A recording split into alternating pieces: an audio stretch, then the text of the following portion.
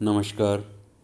मैं डॉक्टर भवशेखर, सहायक आचार्य राजनीति विज्ञान, राजकीय मीरा कन्या महाविद्यालय उदयपुर, आज एक बार पुनः आपके समक्ष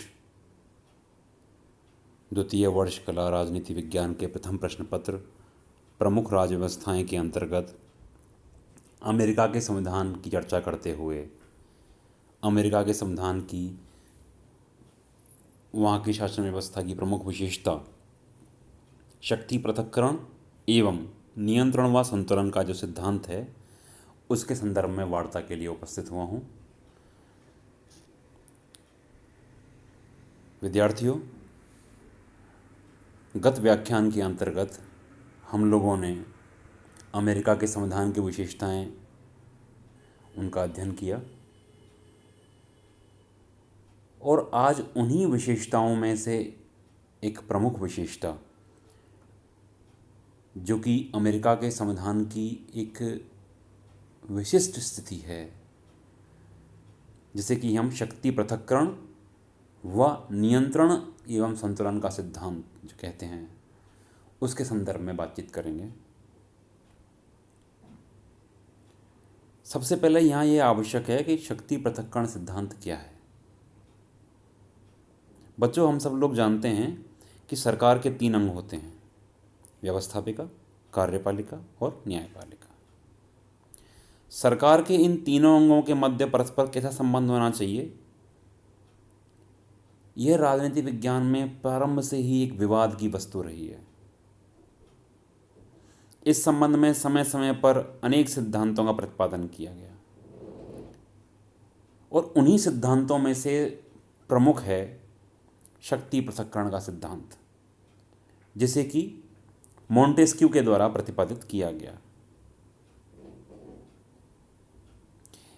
यह जो शक्ति पृथक्करण का सिद्धांत है, यह इस विचार पर आधारित है कि जो निरंकुश शक्तियां होती हैं, उनके मिल जाने पर जो व्यक्ति है वो भ्रष्ट हो जाते हैं और अपनी शक्तियों का दुरुपयोग करने लगते हैं। इस सिद्धांत के जो प्रतिपादक थे, उनका यह विचार था कि व्यवस्थापिका का काम कानून बनाना होना चाहिए, कार्यपालिका का काम कानून को क्रियान्वित करना होना चाहिए और उनके अनुसार शासन चलाएं, और जो न्यायपालिका है वो उन कानूनों के अनुसार निर्णय करे। अर्थात कार्यपालिका, व्यवस्थापिका, न्यायपालिका अपना अपना कार्य करे। शक्ति विभाजन सिद्धांत का सबसे प्रमुख जो प्रतिपादक है वो मॉन्टेस्क्यू है और मॉन्टेस्क्यू ने इस बात पर बल दिया कि सरकार के तीनों अंगों में से प्रत्येक अंग अपने क्षेत्र में स्वतंत्र होना चाहिए और उसे अपने कार्य क्षेत्र तक ही सीमित रहना चाहिए। उसके द्वारा दूसरे अंग के कार्य को प्रभावित करने या उस पर नियंत्रण करने की जो है चेष्टा नहीं करनी चाहिए। तो यह शक्ति पृथक्करण के सिद्धांत की मूल आत्मा है। हालांकि मॉन्टेस्क्यू ने जो सिद्धांत का प्रतिपादन किया, यह उसकी ब्रिटेन के शासन की जो उसके ऊपर छाप पड़ी, जिसको भ्रमवश वह देखकर प्रभावित हुआ, यह उसने वहाँ से लिया, ब्रिटेन की शासन पद्धति से, जबकि वास्तव में ब्रिटेन के अंतर्गत शक्ति पृथक्करण का सिद्धांत नहीं है। लेकिन मॉन्टेस्क्यू को ऐसा भ्रम हुआ कि ब्रिटेन के अंतर्गत शक्ति पृथक्करण का शासन है और यह सिद्धांत बड़ी अच्छी तरह से वहाँ पर कार्य कर रहा है। जो अमेरिका के संविधान निर्माता थे, उनके ऊपर शक्ति पृथक्करण सिद्धांत का काफ़ी व्यापक प्रभाव था।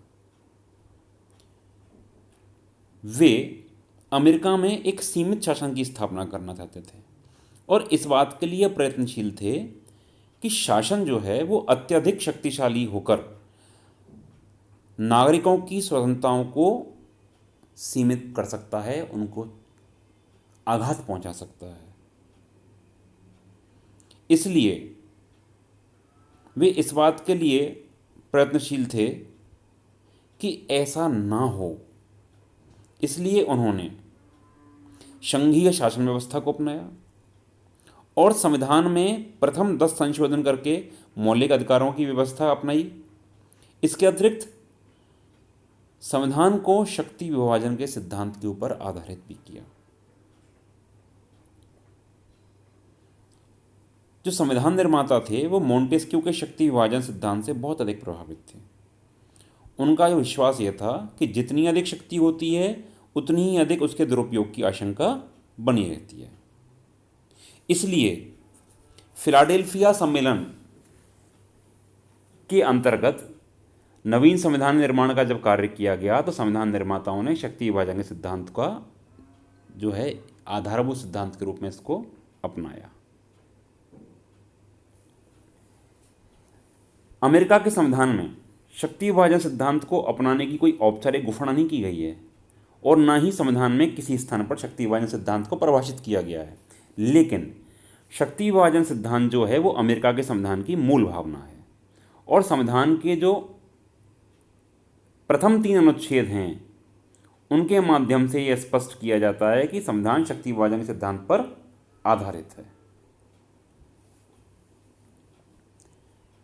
जो अमेरिका का संविधान है वो सरकार के जो अंग हैं उनकी स्वतंत्रता को निश्चित करने के लिए कुछ आधारभूत बात करता है, जिसमें कि शासन के तीनों अंगों के सदस्य जो हैं उनकी चयन की प्रक्रिया भिन्न भिन्न रखी गई है।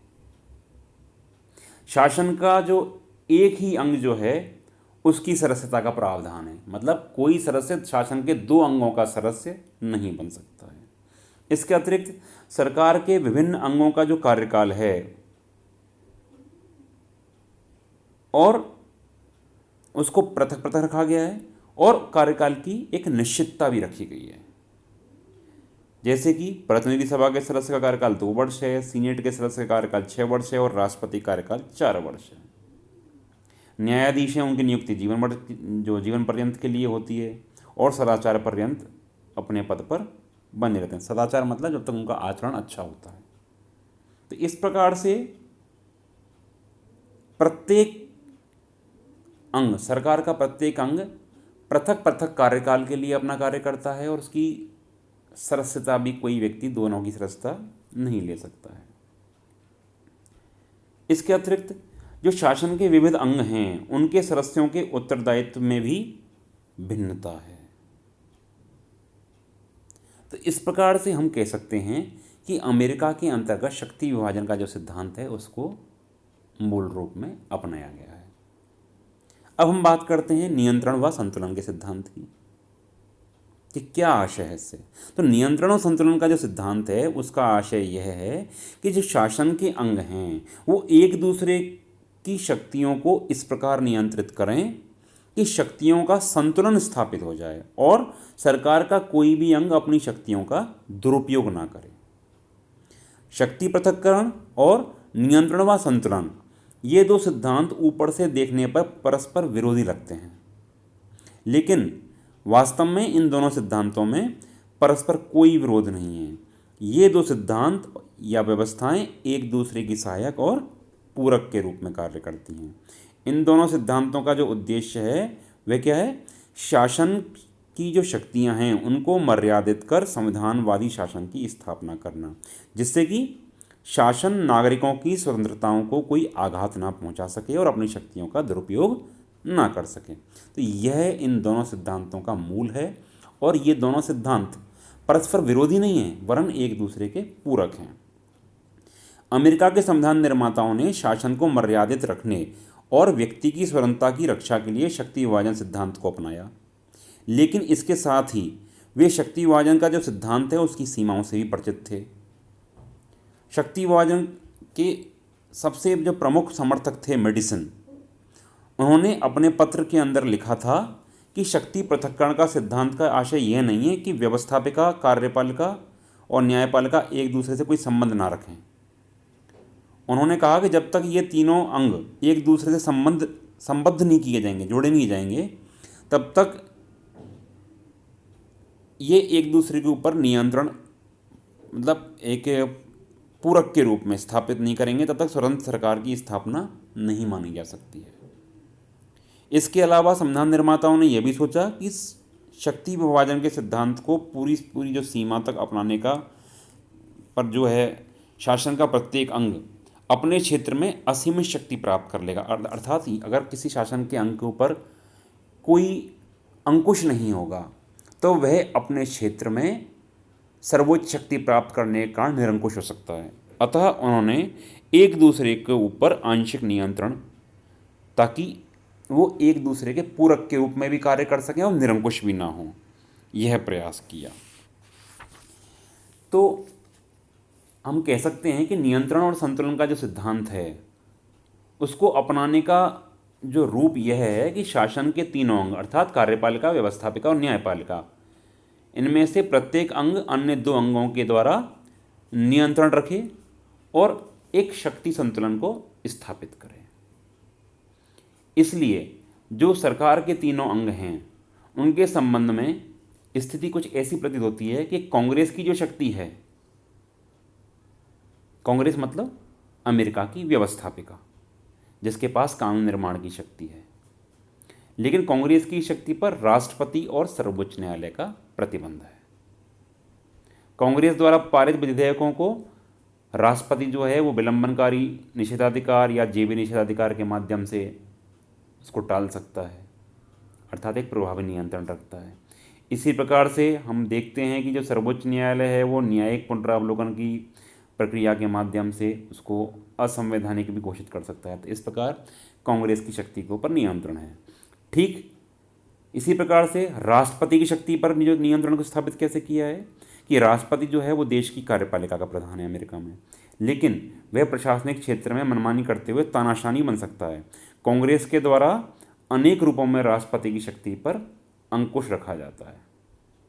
राष्ट्र के जो वित्त है, फाइनेंस जो है, उस पर कांग्रेस का अधिकार है और कांग्रेस राष्ट्रपति द्वारा चाहे गए धन को स्वीकृत देने से इनकार भी कर सकती है। इस प्रकार उसकी शक्ति पर अंकुश लगा सकती है। और जो राष्ट्रपति जो है उसको अपने कार्यों में सीनेट की सहमति भी लेनी होती है। तो इस प्रकार से यह देखने में आता है कि राष्ट्रपति के ऊपर कांग्रेस का नियंत्रण रहता है। इस प्रकार जब हम न्यायिक शक्ति के ऊपर नियंत्रण की बात करते हैं, साथ ही हमको ये भी ध्यान रखना चाहिए कि जो राष्ट्रपति है उसकी शक्ति को वहाँ की जो सर्वोच्च न्यायालय है उसके द्वारा भी नियंत्रित किया जाता है। यदि राष्ट्रपति के द्वारा किया जाने वाला कोई भी कार्य संविधान के प्रतिकूल है तो सर्वोच्च न्यायालय उनको असंवैधानिक घोषित कर सकता है। बात नंबर 3 कि जो न्यायालय की शक्ति है उसके ऊपर कैसे नियंत्रण है, तो न्यायपालिका पर भी व्यवस्थापिका और कार्यपालिका का सीमित नियंत्रण रखा गया है। कांग्रेस के द्वारा न्यायाधीशों की संख्या और उनका वेतन निश्चित किया जाता है और राष्ट्रपति जो है वो सीनेट की सहमति से न्यायाधीशों की नियुक्ति करता है। कांग्रेस के द्वारा संघीय न्यायालय का जो अपील क्षेत्राधिकार है उसको सीमित किया जा सकता है। कांग्रेस महाभियोग के द्वारा न्यायाधीशों को पद से हटा सकती है। राष्ट्रपति को यह अधिकार है कि वह न्यायपालिका द्वारा दंडित किसी व्यक्ति को क्षमा कर सकता है अथवा उसके दंड में संशोधन कर सकता है। तो इस प्रकार से हम देखते हैं कि न्यायपालिका के ऊपर भी व्यवस्थापिका और कार्यपालिका दोनों का नियंत्रण है। ठीक इसी प्रकार से जो कांग्रेस के दोनों सदन हैं, प्रतिनिधि सभा और सीनेट, दोनों ही सदन एक दूसरे के ऊपर नियंत्रण रखते हैं और एक संतुलन की स्थिति बनाए रखते हैं। ठीक इसी प्रकार से संघीय सरकार और जो राज्य सरकारें हैं वो भी एक दूसरे के ऊपर नियंत्रण रखती हैं। तो यहाँ हम स्पष्टतः यह कह सकते हैं कि शक्ति पृथक्करण का सिद्धांत और नियंत्रण व संतुलन का सिद्धांत दोनों अपने अंतर्गत एक अपनी अपनी विशिष्टताएं रखते हैं, लेकिन अमेरिका के संविधान में जब हम इसकी स्थिति पाते हैं तो हमें यह सिद्धांत पृथक पृथक ना होकर के एक दूसरे के पूरक की भांति काम करते हुए नजर आते हैं और एक विशिष्ट संतुलन की स्थिति हमको अमेरिका के शासन में देखने को मिलती है। जब हम ये तो सैद्धांतिक बात हुई, जब हम व्यवहार में देखते हैं तो हमको प्रतीत होता है कि वर्तमान समय में अमेरिका की जो शासन व्यवस्था है उसके अंतर्गत शक्ति पृथक्करण और नियंत्रण संतुलन का सिद्धांत है, उसका प्रभाव एक पर्याप्त सीमा तक कम हो गया है, सीमित हो गया है। क्यों? क्योंकि कुछ जो शासन की प्रथाएं हैं जिसमें कि सीनेटीय शिष्टता या अवकाश नियुक्ति की जो प्रथा है, कार्यपालिका के समझौतों की प्रथा है, इन प्रथाओं के माध्यम से भी इसको सीमित किया गया है। इसके अलावा जो राजनीतिक दलों के विकास का हुआ है उसके कारण भी शासन के तीन अंगों में सहयोग की भावना पैदा हो गई है और शासन की शक्ति पर नियंत्रण कमजोर हो गए हैं। इसके अतिरिक्त जो राष्ट्रपति का नेतृत्व है वह बहुत अधिक प्रभावकारी हो गया है और आज अमेरिका की शासन व्यवस्था और अमेरिकी राष्ट्र पर राष्ट्रपति का नेतृत्व हो गया है।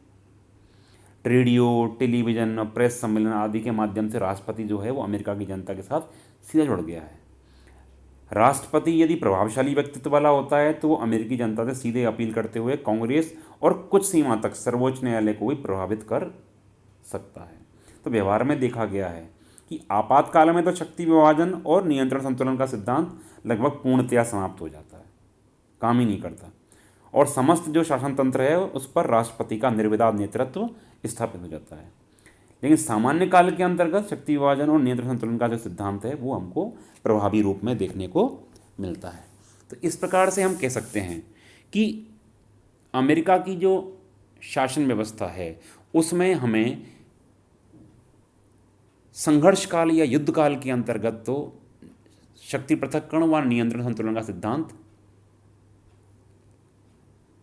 सीमित होता हुआ या नाम मात्र के रूप में दिखता है, लेकिन सामान्य काल जब है तो हमको यह सिद्धांत वहाँ पर व्यवहार में परिलक्षित होता है। नमस्कार।